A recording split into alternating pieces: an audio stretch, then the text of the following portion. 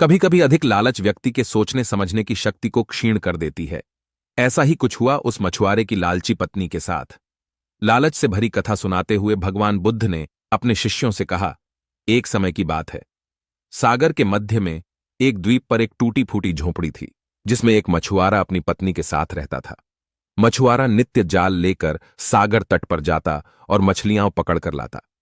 वह जो भी मछलियां पकड़ता सिर्फ निर्वाह के लिए ही होती थीं। मछुआरा बड़ा ईमानदार और मेहनती था।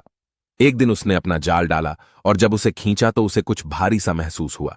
वह मुश्किल से जाल को खींच पा रहा था, पर जाल को बाहर निकालने पर उसने देखा कि उसमें सिर्फ एक छोटी सी सुनहरे रंग की मछली थी। लेकिन वह कोई साधारण मछली नहीं थी। वह मनुष्य की आवाज में बोली, हे मानव, मुझे मत पकड़ो। मुझे नीले सागर की गहराइयों में ही रहने दो। मैं तुम्हारा उपकार कभी नहीं भूलूंगी। तुम्हारी यदि कोई इच्छा हो तो बताओ, मैं उसे पूरा करूंगी। यह सुनकर मछुआरों सोच में पड़ गया। उसने कहा, मुझे तुमसे कुछ नहीं चाहिए। जाओ, निर्भय होकर नीले सागर में ही विचरण करो। यह कहकर उसने मछली को वापस सागर के जल में ही छोड़ दिया। जब वह घर लौटा तो उसकी पत्नी ने पूछा, आज कितनी मछलियां पकड़ी? कुछ नहीं, आज तो सिर्फ एक छोटी सी सुनहरी मछली जाल में फंसी थी, जिसे मैंने वापस सागर में ही छोड़ दिया। वह मनुष्य की आवाज में बोल रही थी, मुझे छोड़ दो, बदले में कोई इच्छा हो तो बताओ, मैं उसे पूरा करूंगी। मैंने उससे बदले में कुछ भी नहीं मांगा और उसे छोड़ दिया, मछुआरे ने कहा। यह सुनकर उसकी पत्नी क्रोधित होकर बोली, अरे मूर्ख, भाग्य खुलने का एक अच्छा अवसर आया था, तुमने उसे व्यर्थ ही जाने दिया। कम से कम खाने के लिए रोटी तो मांग ही ली होती उससे। सारा दिन सुबह से रात तक वह उसे बुरा भला कहती रही। आखिर मजबूर होकर मछुआरा सागर तट पर सुनहरी मछली से रोटी मांगने के लिए गया। सागर के किनारे खड़े होकर उसने जोर से आवाज लगाई, मछली, ओ सुनहरी मछली, जरा मेरे पास आओ। उसकी आवाज सुनकर सुनहरी मछली किनारे पर आई। उसने मछुआरे से पूछा, बोलो, क्या चाहिए तुम्हें? मछुआरे ने कहा, मेरी पत्नी मुझ पर बहुत नाराज हो रही है।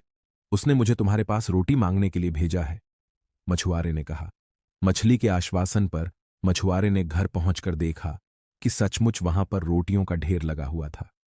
पत्नी ने कहा, घर में रोटियों की कमी नहीं है, पर कपड़े धोने वाले टब में छेद हो गया है। जाओ, सुनहरी मछली से कपड़े धोने वाला नया टब भी मांग लाओ।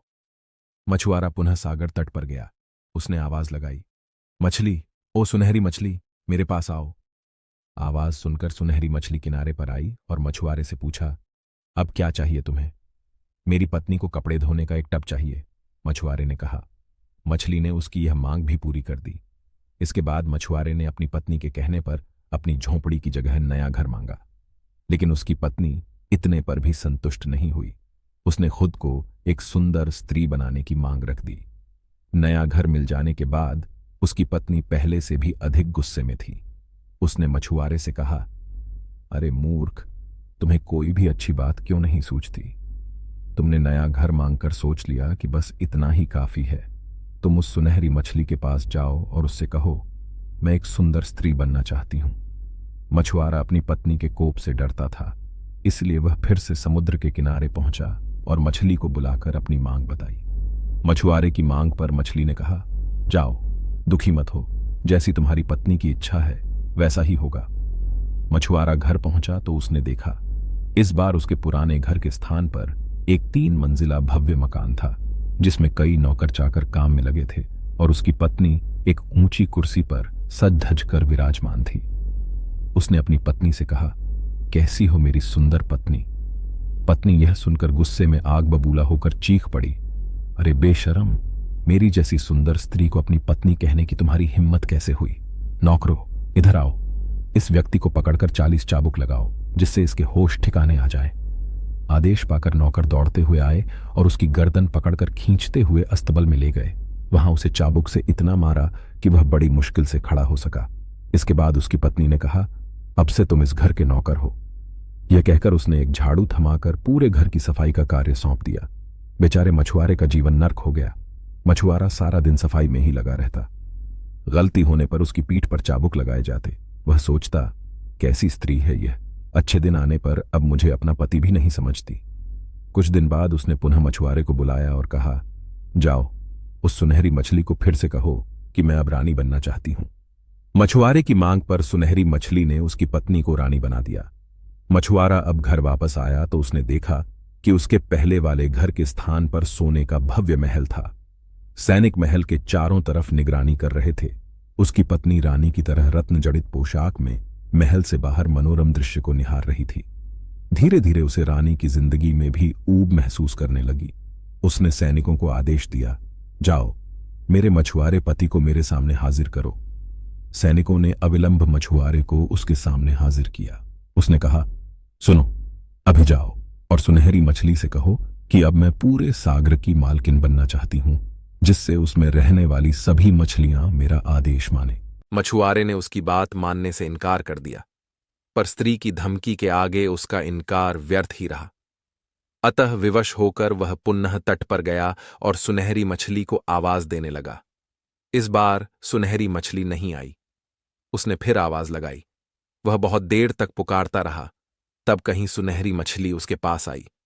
उसने आते ही पूछा, बोलो, क्या चाहिए तुम्हें? तब मछुआरे ने दुखी स्वर में कहा, मेरी पत्नी का लालच धीरे धीरे बढ़ता ही जा रहा है। अब वह सागर की मालकिन बनकर मछलियों पर राज करना चाहती है। सुनकर सुनहरी मछली ने इस बार मछुआरे को कुछ भी नहीं कहा। वह पीछे मुड़ी और सागर में जाकर विलुप्त हो गई। मछुआरा वापस पत्नी के पास गया। उसने देखा कि महल के स्थान पर अब पहले की ही तरह एक टूटी फूटी झोंपड़ी है। नौकर चाकर, सैनिक व बाग बगीचे सभी गायब हो गए हैं। झोंपड़ी के अंदर उसकी पत्नी फटे पुराने कपड़ों में दुखी होकर बैठी है। उसे अपने किए पर बड़ा पछतावा हो रहा है। मछुआरा व उसकी पत्नी दोनों पहले की ही तरह जीवन यापन करने लगे। मछुआरा रोज जाल लेकर सागर तट पर मछलियां पकड़ने जाता, पर उसके जाल में सुनहरी मछली फिर कभी नहीं फंसी। कहानी पसंद आई हो तो लाइक करें और चैनल को सब्सक्राइब करें।